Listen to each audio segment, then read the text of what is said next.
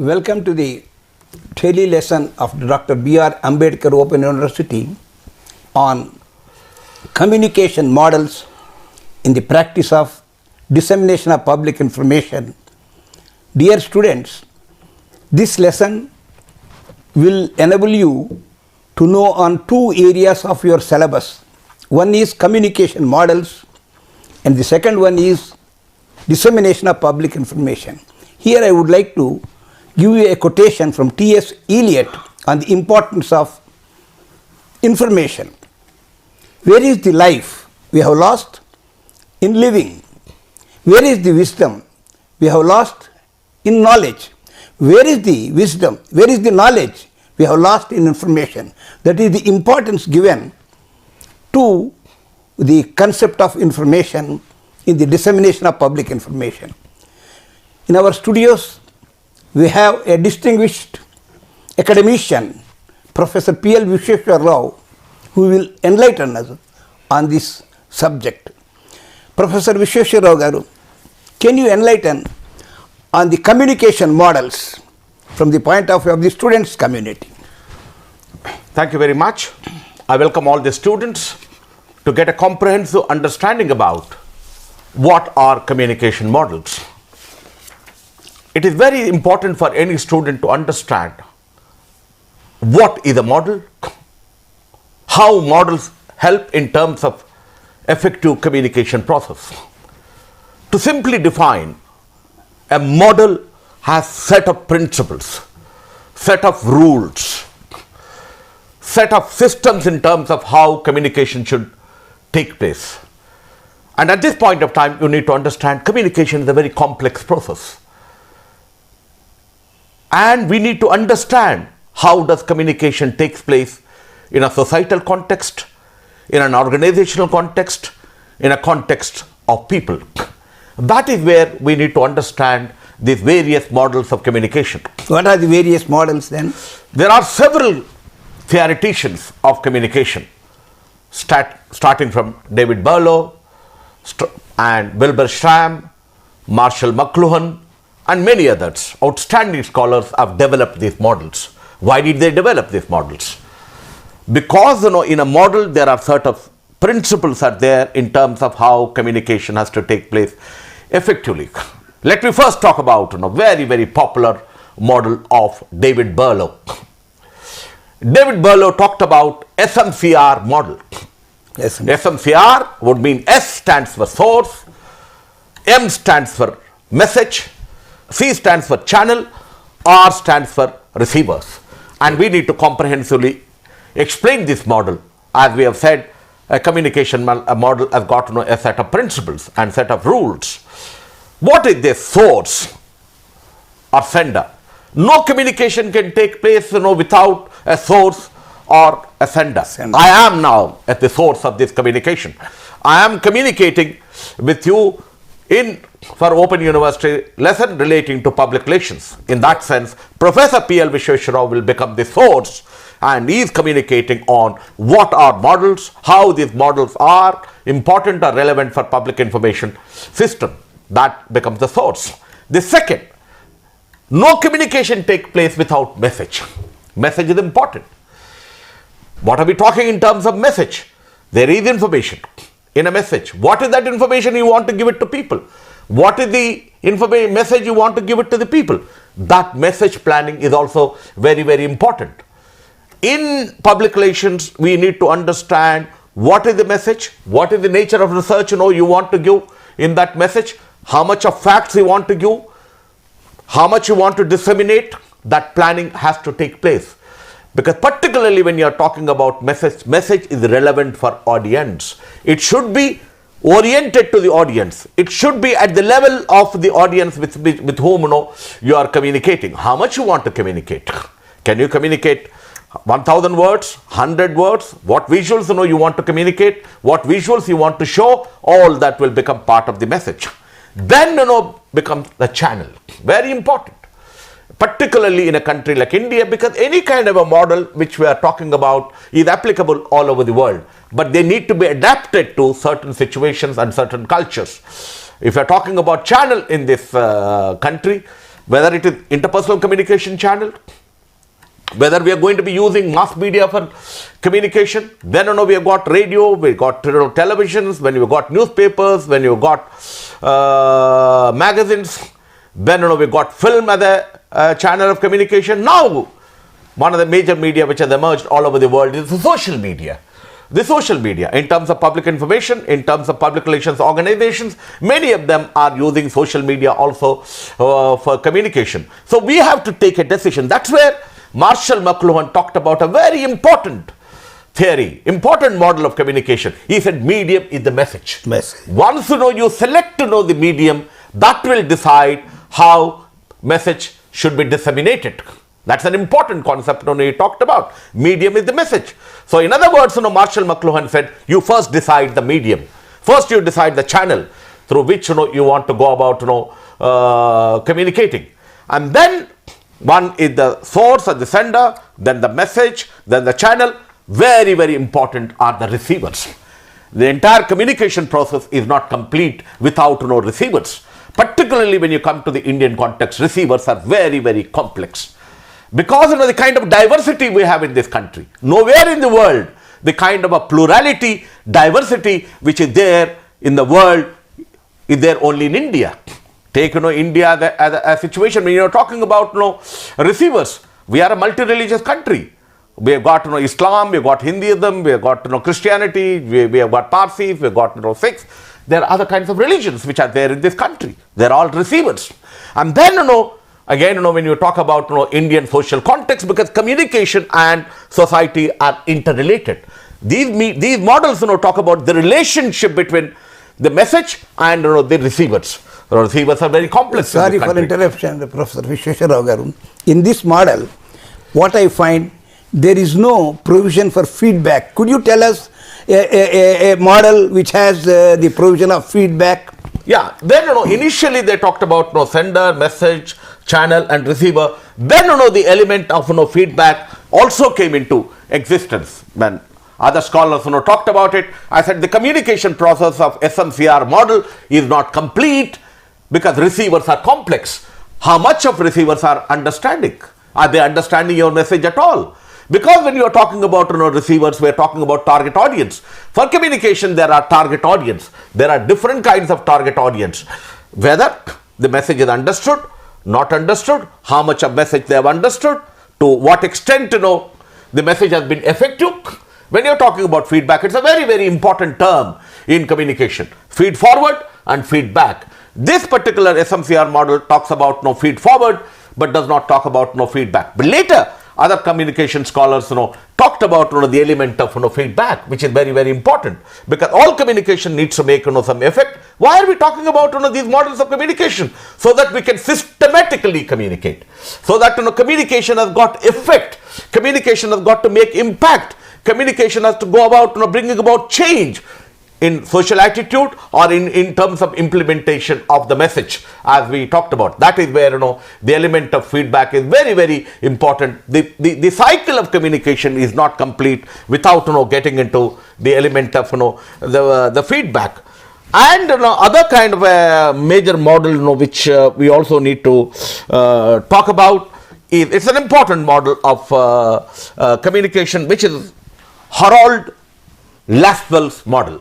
Lasswell's model. In 1960, David Berlow talked about this model of SMCR model. Then in fact Harold Lasswell's model is much more important for communication. That model very clearly talks about who is communicating, who says what, to whom, with what effect. Very important in communication. Any student of public relations and communication has to understand this model. In other words, when we are talking about communication, who is communicating is important. And what is the credibility of that particular communicator? That is where the source credibility becomes important. We are not only talking about source. Earlier model talked about source. Here we are also talking about who is the person who is communicating. Who is communicating? And then what are we talking about? What are you saying? What is the message you want to give? What is the message you want to? Who says what? In which channel? to whom, with what effect, is Harold Laswell's model. Very important model. So let me analyze who is the communicator. Says what? What is the message you want to go about giving it?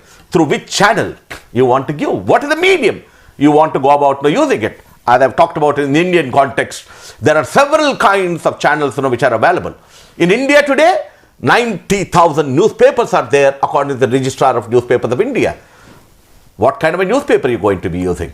North India, South India, East India. Look at the complexity of regional diversity which is there in this country. Whether you're going to be using which newspaper, the language of the medium becomes important, and to whom are you going to be communicating? As we already talked about, India has a population with 1.25 billion population.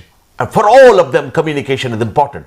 Whether they're children, whether they're middle class, lower class, senior citizens, disabled people, physically challenged, women, all of them need to have communication. That's where it is very, very important. Look at the way they went about formulating these models. These models are 60-year-old, 70-year-old, but they are set of principles.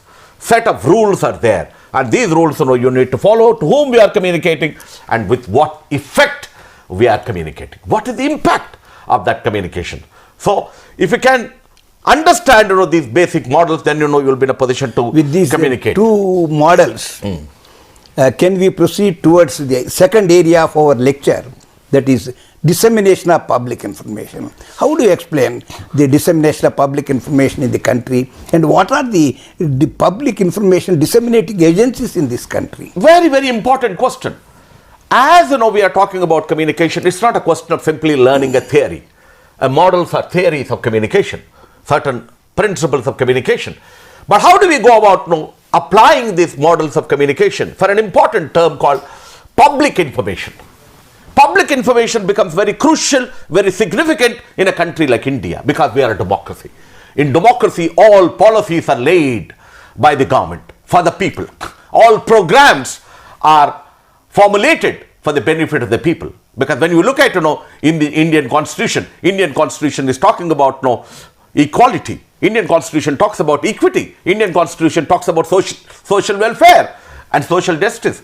In that kind of a context, when you talk about public information, you've got to understand that term public information. Certain policies or certain programs which are meant for the public, and public have a right to have information. Good. Development can only take place when people have awareness. Right to information. Development can only take place when people have information. Development can only take place when people adopt these messages. That is where these models becomes very important about how do we go about informing the public information for the benefit of the people. Without knowledge, without information, application will not take place. Development will not take place. So to answer your question much more precisely, there are several developmental agencies in the government of India. One of the major agencies of dissemination of public information system is called PIB, Press Information Bureau. I'm sure very soon it will no longer be Press Information Bureau, it will become MIB, Media Information Bureau.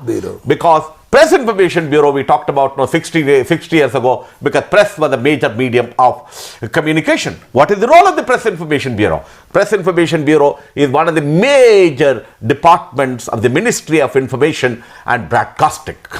What does the Press Information Bureau do? All the policies which are taken by various ministries, from agriculture to defense to rural development to health, education to literacy, several statements are made every day by policy makers, by political executives, but various ministries, and people have a right to know. No. Why they have a right to know? Because development cannot take place without dissemination of knowledge, as we have used the word, dissemination of public information. PIB is one of the major information bureaus, and of course, in addition to that, we have got Ministry of Information and Broadcasting. As part of that, we have got All India Radio, we have got Doordarshan, we have got another major agency called Directorate of Advertising and Visual Publicity. That's another major agency which puts out not only information, but it also gives in the form of advertisements. Directorate of Advertising and Visual Publicity. Both advertising and also visual publicity. But that's very important. Because when you're talking about public information, the government of India is also employing a lot of people, and DAVP is one of the major information sources in terms of trying to use this public information so that majority of the people can get to know. So we need to understand there is a relationship between models and communication. There is a relationship between communication and society. There is a relationship in terms of communication, in terms of dissemination of public information systems, because in a democracy, public opinion is important. If I interrupt here, you see, if India is declared as pulse polio free country, don't you think the dissemination of public information helped us in creating that awareness? Very good question. In fact, if you look at one of the major campaigns in this country which has been launched in the last 60 years is Pulse Polio campaign.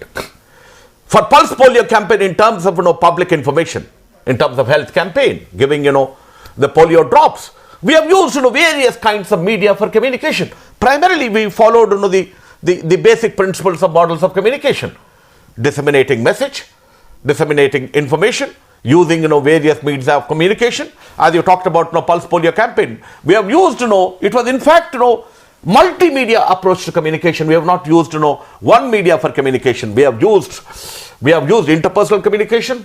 We have used various media of communication. We have also talked about hoardings. We have also talked about using in fact traditional media for communication, because in rural areas we cannot go about communicating very effectively only through mass media. Unfortunately, there are 30% of the people in this country still literate. We are trying to see that they also become literate. So we need to use different kinds of media for communication. Different kinds of media for communication. We cannot. So multimedia approach to communication was very, very effective.